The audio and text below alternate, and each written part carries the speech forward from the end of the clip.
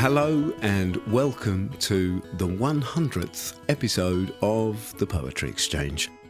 I'm Michael Shaeffer and I'm really pleased to welcome you to this special episode. It's been a long time in coming and we thought we'd do something a little bit different to celebrate this special occasion. And I would encourage you to stay listening right through to the very end. After the music plays, there's something that I've put together that's very close to my heart that I think you'll really enjoy. That's jumping to the end. Before we get to any of that, there are one or two things that I'd like to tell you about. The first of which is to let you know that the Poetry Exchange are going to be at Latitude Festival this year. Latitude Festival, for those of you who might not know, is a music and arts festival that happens in Suffolk. This year it is going to be running from the 24th to the 27th of July. And we're going to be performing at the Listening Post on Saturday the 26th. So if you'd like to come and see us, you can get your tickets from latitudefestival.com. The festival have been great friends to the Poetry Exchange for a few years now, and we were absolutely delighted to be invited back, and it should be really special. The other piece of news I want to share with you is that the podcast is going to be taking a pause in its current form for the time being, and I'm personally going to be taking a step back from doing the hosting in this way. But the project will be continuing, and John Preble, who has been our fantastic producer for the last 10 years, will be holding it close and continuing to lead the way alongside some of our closest friends whose voices I'm sure you'll be familiar with, Roy and Andrea and Alison and many others. And I've been speaking to John recently. His passion is really the live encounter between people and poems, something, of course, that's always been at the heart of the Poetry Exchange. And John's got big plans. He's really excited to reach out to new people and places and partners to create exciting collaborations that will invite people to experience poetry with each other in new ways. And we'll be sharing more about these continuing adventures with poetry as they unfold. So if you'd like to hear more about those, please do sign up to our newsletter. You can do that via the website, thepoetryexchange.co.uk. You can also follow us on Instagram at thepoetryexch. It's kind of tricky to say, thepoetryexch, to find out all the latest news and to keep in touch. And if you do want to have a chat or explore possible collaborations with the Poetry Exchange, please feel free to get in touch. Just drop us a line on hello@thepoetryexchange.co.uk. Okay, so on to this month's conversation. And I feel I should just give a little bit of context here. For many years, Fiona was encouraging me to bring in a poem that had been a friend to me. And I was reluctant, resistant, one of those words. I'm not quite sure why. I think maybe I just felt more comfortable being in the position of asking the questions. Maybe I thought I didn't have one. Whilst I've met some incredible poems through the project that I really loved. Restlessness by D.H. Lawrence, The Lake Isle of Innisfree by W.B. Yeats, Pessimism is for Lightweights by Selena Godden. I wasn't sure I had one that had really been a friend. But this seemed like the right moment. So you'll be hearing Roy McFarlane and Andrea Witzke talking about Having a Coke with You by Frank O'Hara, the poem that's been a friend to me.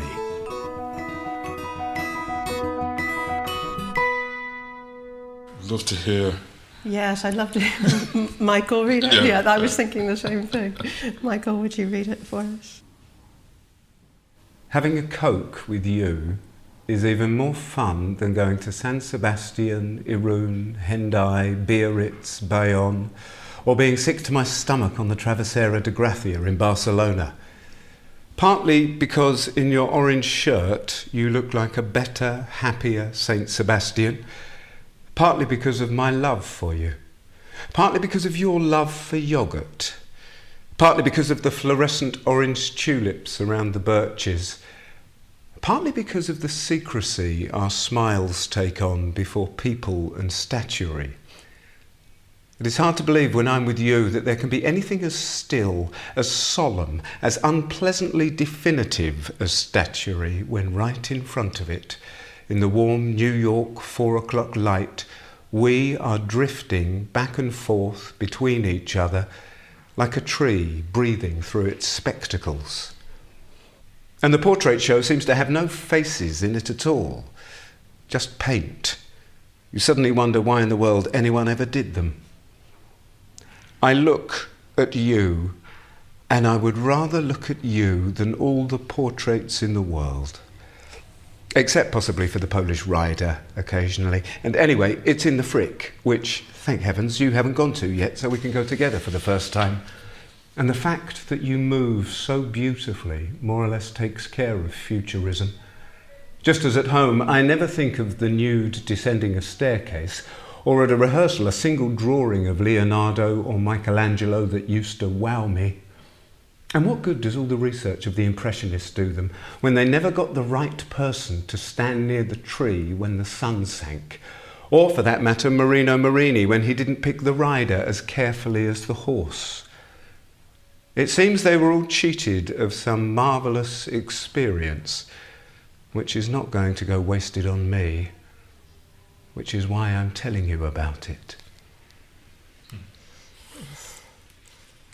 It's beautiful. Yeah, what a fantastic reading. Yeah, I love it. I love that it's like a monologue. It sort of reads to me like a piece from a play, I guess, which is why I think it's definitely one of the reasons why I like it. When I first came across this poem was when Rishi Dastidar brought it to us.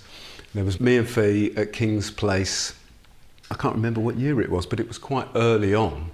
And I'd never come across Frank O'Hara before. I remember Rishi talking about this idea of the flaneur, you know, this kind of strolling, sauntering observer of life. And I was like, oh yeah, that's me. That's how I like to be. And I do it kind of with my camera. When I was in New York, and I think the New Yorkness of this also appeals to me, I'd just wander around. That's how I'd spend my days in New York, was just walking around with my camera, taking photos of people mostly. And there's something of that within this that really chimes with me, I think. Did you feel it right away that as you were doing the exchange with Rishi that this was immediately going to be a friend to you? I didn't know it was going to be a friend to me. I immediately connected with it and I immediately really liked it. My introduction to poetry has come about through the poetry exchange. When Fee originally asked me to help her out at the Wise Words Festival in Canterbury, the very first iteration of this before we recorded anything. How long ago was that? It must be 11 or 12 years ago. And Fee was calling it the Poetry Survey. And she'd had this idea about poems as friends, and she'd felt that to be true for herself. And she was asked to contribute to the Wise Words Festival, and she thought, oh, I know, I'll see if this is true for other people. And I think the very first time she did it, I think I'm right in saying, she sort of was walking around the streets of Canterbury accosting people and seeing if that was the case. And it was just this idea of a survey. And then the following year she asked me to join her, and we did it in a very similar format to what we're doing now with 2 hosts and 1 guest.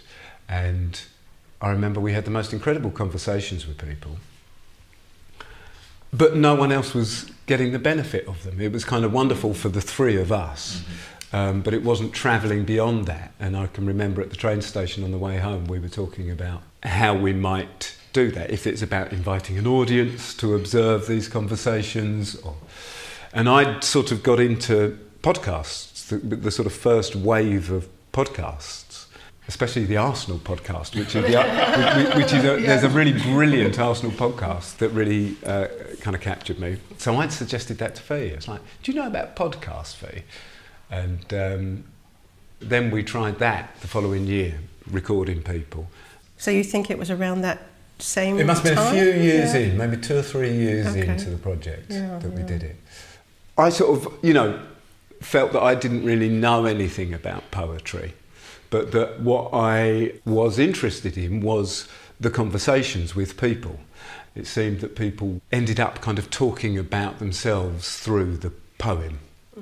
And so the Poetry Exchange has really been my education in poetry. And I was always quite keen, I suppose, that the podcast would be accessible to people who weren't poetry people. I think there can be a bit of a barrier. I certainly experienced that. It felt like a kind of cryptic crossword that nobody told me how to solve, And so one of the things I really liked about this was that it is really accessible.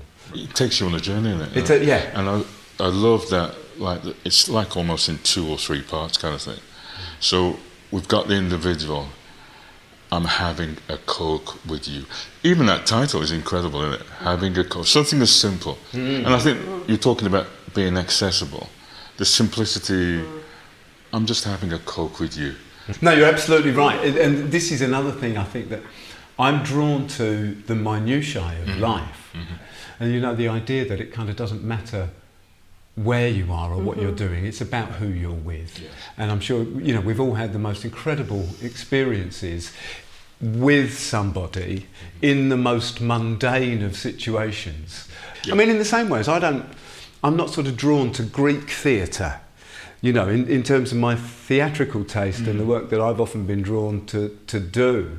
It's sort of in that day-to-day the life. roughness and the reality of it. And the conversational style, I just love when he says, I look at you and I would rather look at you than all the portraits in the world, and he says, except possibly for the Polish writer, as sort of an aside. And anyway, it's in the Frick. We're here together and these are spontaneous words. These aren't rehearsed. They're very natural. And it's almost like seeing a conversation unfold.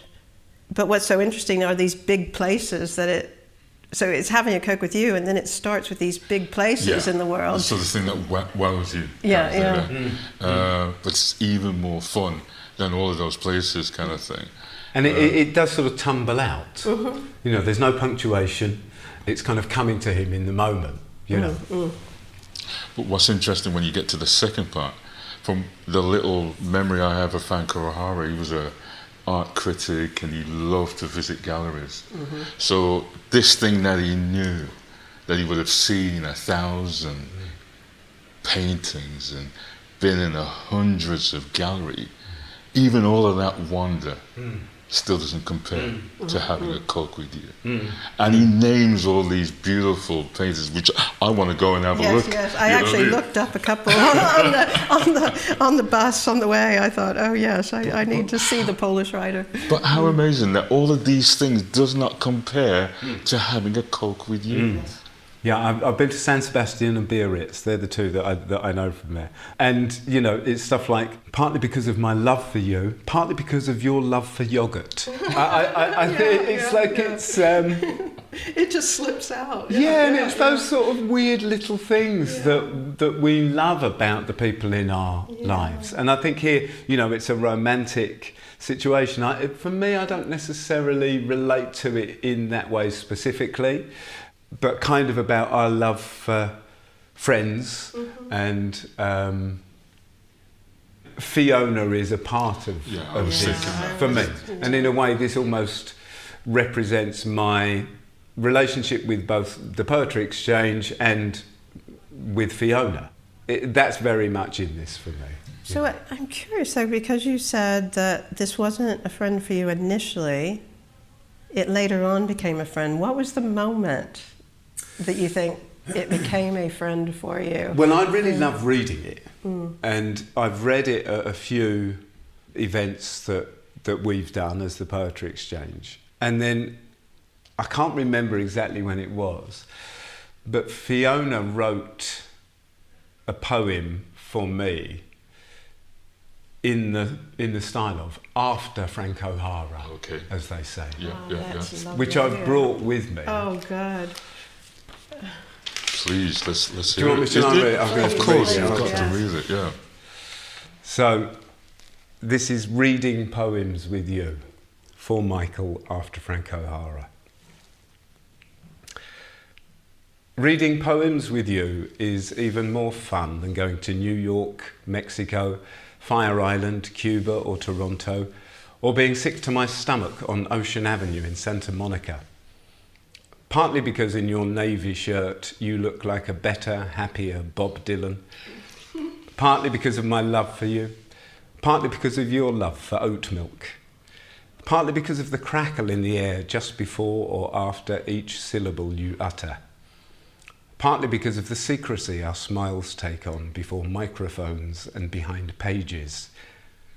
It is hard to believe when I'm with you that there can be anything as still, as solemn, as unpleasantly definitive as air, when right through it, in the warm latitude 2:35 p.m. light, our voices are lilting back and forth between each other like branches swaying in their pyjamas. And the concerto seems to have no harmony in them at all, just notes. You suddenly wonder why in the world anyone ever played them. I listen to you, and I would rather listen to you than all the actors in the world. Except possibly for Mark Ruffalo occasionally. And anyway, he's a Hollywood actor, which, thank heavens, you haven't gone to yet, so we can save that for another time. And the fact that you move so beautifully more or less takes care of gender politics. Just as at home, I never think of Tracy Emin's You Came For Me at Night, or at a rehearsal, a single line of Pinter or Beckett that used to wow me. And what good does all the research of the postmodernists do them when they never got the right gestus when the caretaker came into the kitchen? Or for that matter, Robert De Niro, when he didn't pick the drink as carefully as the bar stool.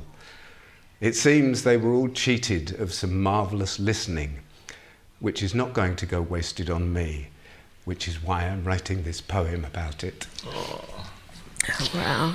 Oh. Michael, wow. The audience won't see how Michael is moved by this, but it's understandable. And beautifully written. Beautifully written. And what a tribute to your friendship, which we all see and witnessed countless times. And it's just perfect how it echoes this having a Coke with you. I know, it's really clever as well, isn't it? You know. And what you have is that acting and theatre experience and all those references to theatre and actors. Yeah. She rather Mark Ruffalo, didn't you?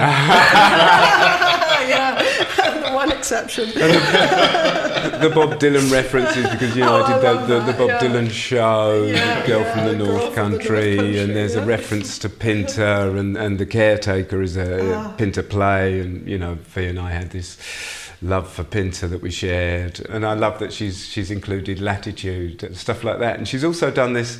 There's a brilliant thing in Having a Coke with You that I love, where he talks about a tree breathing through its spectacles. It's one of my favourite lines in it. Such a great line. It's so surprising. It's the only time there's anything like that in the poem. This really surprising, random, obscure image.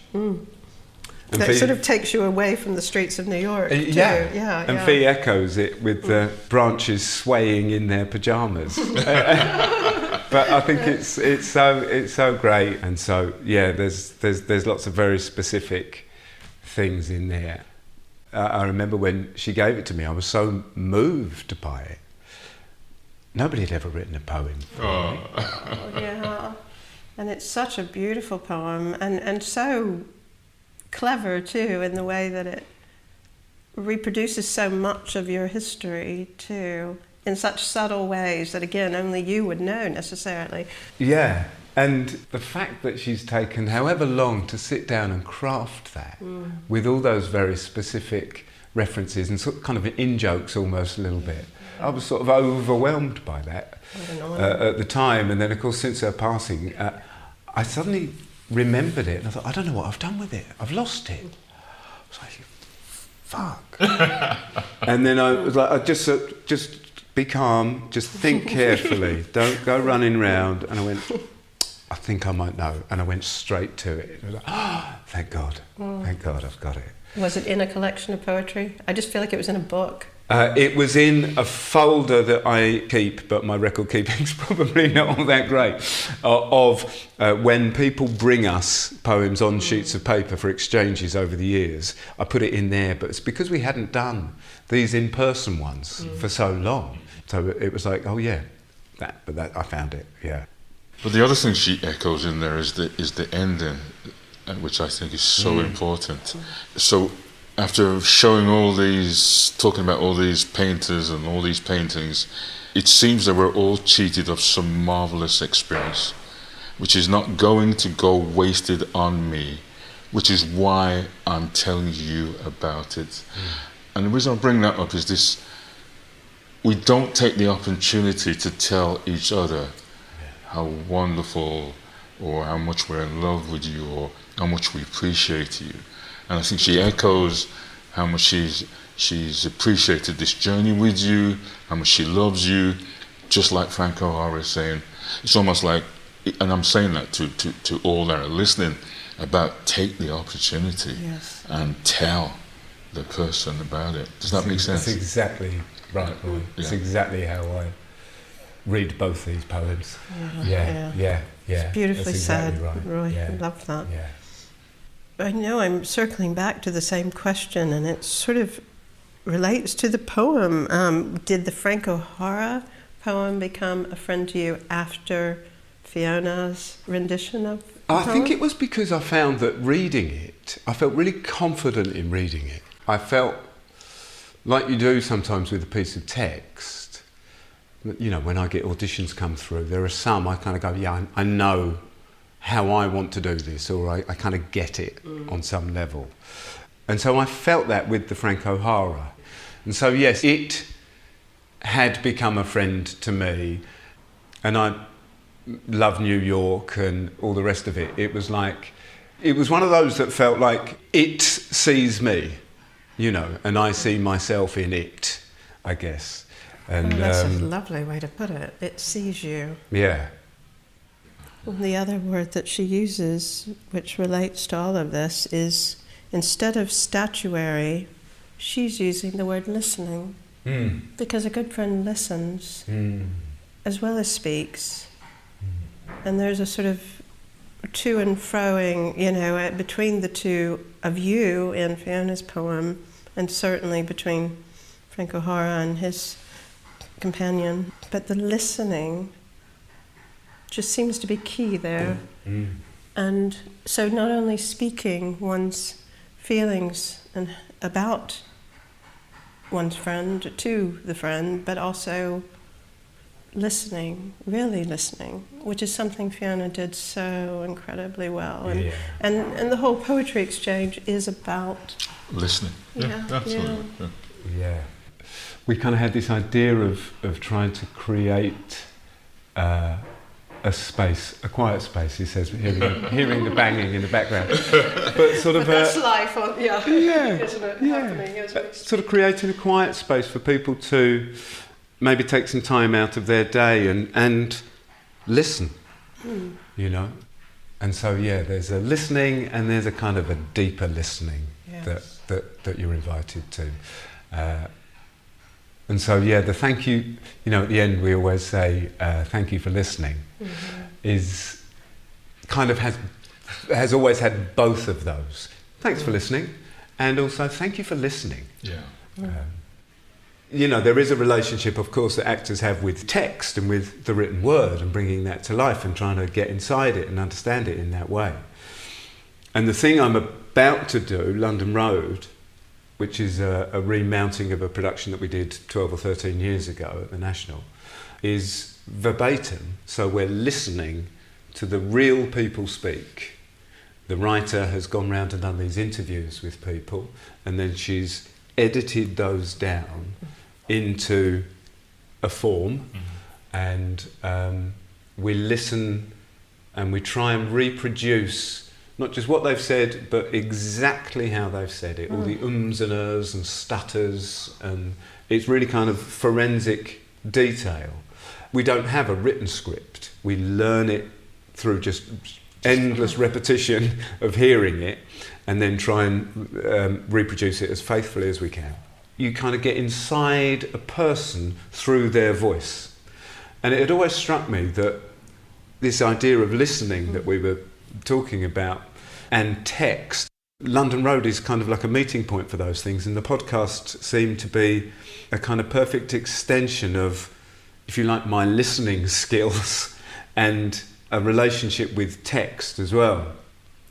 And the thing about real people in their everyday lives, and the joy and the poetry, dare I say, in the kind of the mundanity and the banality of everyday speech. Yes. And Yes, and I'm really attracted to that. Put. Yeah. Yes. I guess we got to ask that question. Yeah. What kind of friend is this? Well, I think in a way that touches upon what you were saying, Roy, that it's the sort of friend that reminds me of what's important in life.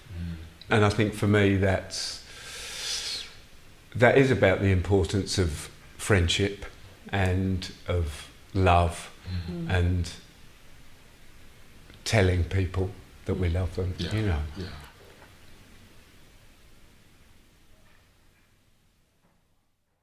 Having a Coke with you is even more fun than going to San Sebastian, Iran, Hendaye, Biarritz, Bayonne, or being sick to my stomach on the Travessera de Gracia in Barcelona.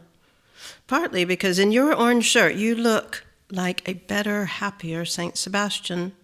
Partly because of my love for you, partly because of your love for yogurt, partly because of the fluorescent orange tulips around the birches, partly because of the secrecy our smiles take on before people and statuary. And it is hard to believe when I'm with you that there can be anything as still, as solemn, as unpleasantly definitive as statuary when right in front of it, in the warm New York 4 o'clock light, we are drifting back and forth between each other like a tree breathing through its spectacles.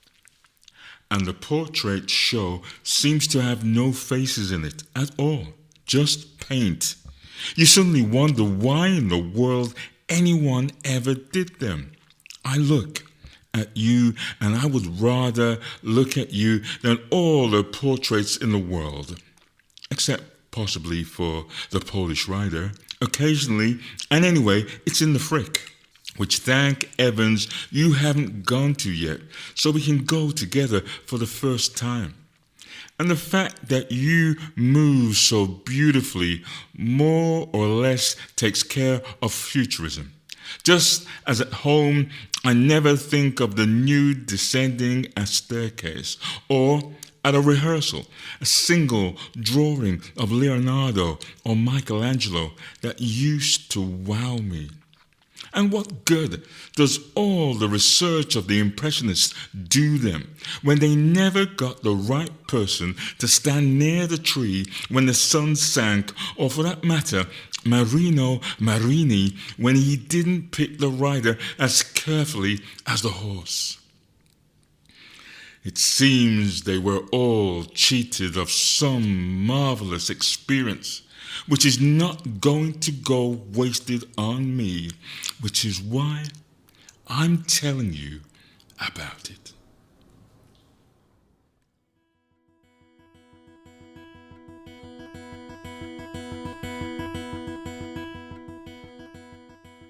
That was, of course, Roy McFarlane and Andrea Witzke slot with the reading of Having a Coke with You. And our thanks go to Alfred A. Knopf and the Frank O'Hara Estate for their permission to use the poem. I'd also like to say a big thank you to the South London Gallery in Peckham for hosting us so beautifully. I'd not been before, and it's a really inviting, welcoming space, and as I say, we were made to feel very welcome, so thank you. So this episode is jam-packed with special features, and we thought it would be only appropriate and fitting to play you Fiona's reading of the poem she wrote for me that I discussed in the conversation. And it actually features on episode 62 of the podcast, which somehow I've managed to forget about. It's the episode that features Eve Remembering by Toni Morrison, the poem that's been a friend to Maria, somebody who became a great friend of ours. And if you listen to that episode, you'll hear me and Fee talking about it a bit more. So this is Fiona and Reading Poems with You. Reading Poems with You for Michael after Frank O'Hara. Reading poems with you is even more fun than going to New York, Mexico, Fire Island, Cuba or Toronto, or being sick to my stomach on Ocean Avenue in Santa Monica. Partly because in your navy shirt you look like a better, happier Bob Dylan, partly because of my love for you, partly because of your love for oat milk, partly because of the crackle in the air just before or after each syllable you utter, partly because of the secrecy our smiles take on before microphones and behind pages. It is hard to believe when I'm with you that there can be anything as still, as solemn, as unpleasantly definitive as air, when right through it in the warm latitude 2:35 p.m. light, our voices are lilting back and forth between each other like branches swaying in their pyjamas. And the concertos seems to have no harmony in them at all, just notes you suddenly wonder why in the world anyone ever played them. I listen to you, and I would rather listen to you than all the actors in the world, except possibly for Mark Ruffalo occasionally, and anyway, he's a Hollywood actor, which thank heavens you haven't gone to yet, so we can save that for another time. And the fact that you move so beautifully more or less takes care of gender politics. Just as at home I never think of Tracy Emin's You Came For Me at Night, or at a rehearsal a single line of Pinter or Beckett that used to wow me. And what good does all the research of the postmodernists do them when they never got the right gestus when the caretaker came into the kitchen? Or, for that matter, Robert De Niro when he didn't pick the drink as carefully as the bar stool? It seems they were all cheated of some marvellous listening, which is not going to go wasted on me, which is why I'm writing this poem about it. And that was, of course, Fiona with that beautiful reading of the poem that she wrote, Reading Poems with You. I mentioned in the conversation that I'm in rehearsals for a play at the moment. If you wanted to come see it, it's called London Road. It's at the National Theatre in London, and it's just a very short run. It's running from June the 7th till the 21st. You can get tickets from the National Theatre website, nationaltheatre.org.uk. It's a really special piece, and I'm not just saying that because I'm in it. It's, probably the best thing I've ever been involved with. So it would be great to see you there. I'd just like to say one or two things. It's been the most incredible journey for me personally to make this podcast, and I feel enormously privileged to have been a part of it. I've met the most incredible people along the way. People who have so generously shared their own stories and the poems that have been friends to them, many of whom have gone on to become great friends of the project and great friends of mine. Fiona had a true gift for creating communities, and she created one based around this project and this idea of poems as friends. And through this podcast, we know that it's a community that has stretched out to you, our listeners, across the world. So I just want to say a massive thank you to everybody that has contributed to the podcast. There are too many people to thank individually, but I do want to say a special word for Sally Anglesey, who was with us way back when and did so much to help to bring the project into being. To Ben Hales, who is not only responsible for writing and recording the beautiful music that you hear at the beginning and end of every episode, but who also edits together the conversations and the podcast, and has done for many years, so beautifully and so sensitively. And to John Preble, of course, who has been our incredible producer for 10 years now and has worked tirelessly in all sorts of unseen ways. So thank you very much. And of course, a really special thank you to all of you, everyone that has listened, and many of you have sent messages of encouragement and support and let us know what the podcast has meant to you, and sent in poems that have been friends to you. All of those moments have been really special for me, and yeah, I feel very grateful and very lucky. As I mentioned, there's one last thing to come after the music plays. I thought it might be fun to take you behind the scenes of the Poetry Exchange a little bit. Fiona and I always had so much fun putting these together and doing these voiceovers, so I've put together a little blooper reel that I think you'll really enjoy. But for now, it just remains for me to say thank you for listening.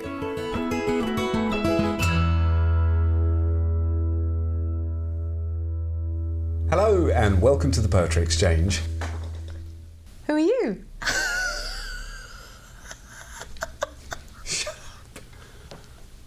Oh, such a bad start. Sorry, John. Okay. Hello and welcome to the Poetry. I just thought I'd see if I could get in there before you, but no, I couldn't. Hello. Oh!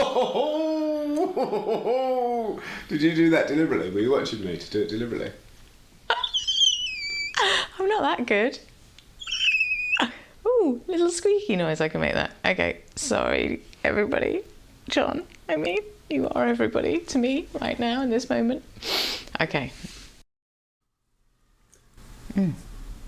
I realise what a great rhyme that is. Negronis at Cachonis. I'm going to write a limerick. I can feel it coming on. But not now, obviously. Have you pressed all the buttons? You have? Okay.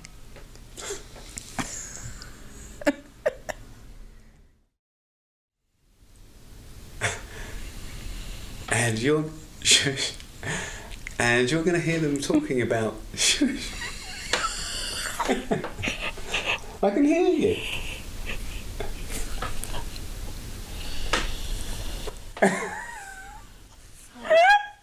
Okay, it's bad. Sorry. And because this month's episode features Dolce et Decorum.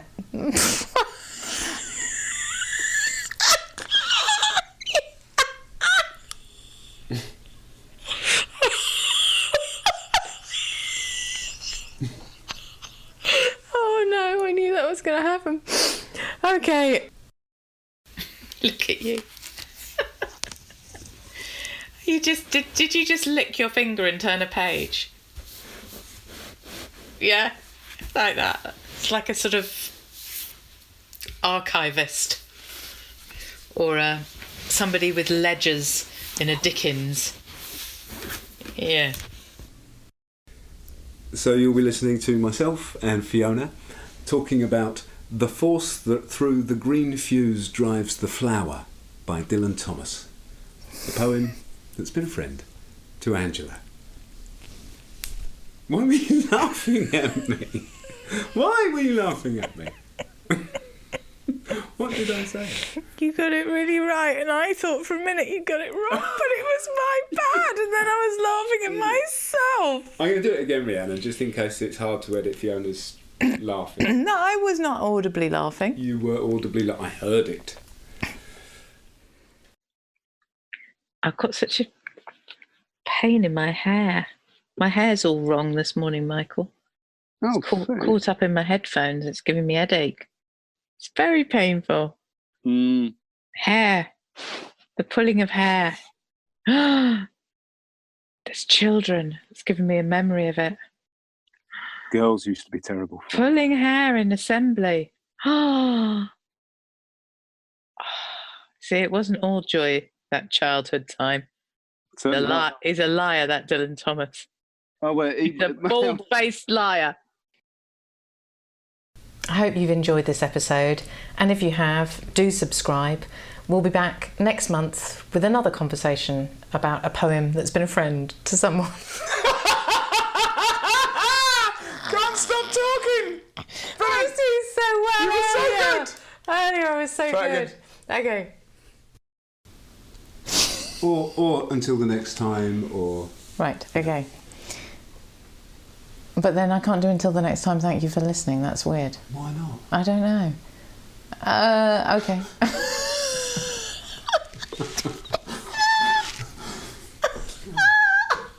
Give us a word.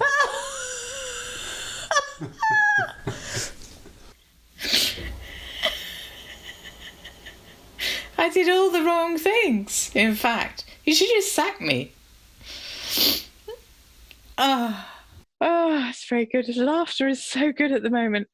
Oh, I'd pay for it, man. Thank you for listening. Strong thing. Strong. What is it about that? It's so ridiculously pleasing to be able to just go... Exactly. It's ridiculous, isn't it? Man! That all felt suspiciously easy. Is that all right? Yeah. Oh, did we record it? Are we going? Yeah. Shit, did we press play? Yeah, we did. Totally nailed it. That's all right. Yeah, Got it? beautiful. Brilliant. I think that's wonderful. I think that's wonderful.